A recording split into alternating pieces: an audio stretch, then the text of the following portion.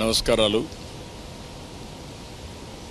రాష్ట్రంలో, దేశంలో, ప్రపంచంలో ఉండే హిందువులందరికీ కూడా అభినందనలు. ఈరోజే బ్రహ్మోత్సవ కార్యక్రమాలు ప్రారంభమైనాయి. ఈ బ్రహ్మోత్సవ కార్యక్రమాలు 9 రోజులు జరుగుతుంది. అనేక వాహనాల్లో స్వామివారు ఇక్కడంతా కూడా ఈ వీధుల్లో కూడా తిరిగే పరిస్థితి, ఊరేగింపు జరిపే పరిస్థితి వస్తుంది.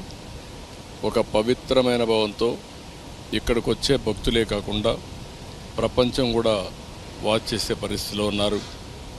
కలియుగ దేవుడు మనందరికి కూడా ఈ సమాజాన్ని అన్ని విధాల ఆదుకునే దైవం. నేను ఇప్పుడే కాకుండా నాకు ఒక అదృష్టం, అనేక సార్లు, అందరికంటే ఎక్కువ సార్లు బ్రహ్మోత్సవానికి వచ్చి దేవునికి ప్రభుత్వ తరపున లాంఛనాలు సమర్పించే అవకాశం వచ్చింది. దీనికి నేను గర్వపడుతూ ఈ పవిత్రమైన రోజున మీ అందరికీ విజ్ఞప్తి చేస్తున్నా. ఈ 9 రోజుల్లో ఒక 15 లక్షల మంది భక్తులు ఇక్కడికి వస్తారు. ఈ 15 లక్షల మందికి ఎలాంటి ఇబ్బంది లేకుండా టీటీడీ మేనేజ్మెంట్ అయితే అన్ని కార్యక్రమాలు చేపడుతున్నారు. ఇక్కడ వసతి కానీ, పరిశుభ్రత కానీ, వచ్చిన వాళ్ళని అన్ని విధాల జాగ్రత్తగా చూసుకునే విధంగా అన్ని కార్యక్రమాలు సుజావుగా జరుగుతాయి.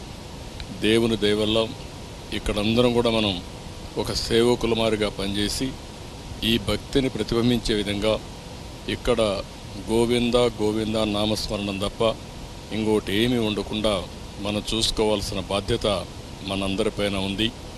అలాంటి పవిత్రమైన కార్యక్రమంలో ఎవరైతే మనం భాగస్వాములు అవుతామో అది చరిత్రలో మనం మిగిలిపోయే పరిస్థితి వస్తుంది. దేవుడు ఆశీస్సులు మెండుగా ఉంటాయి.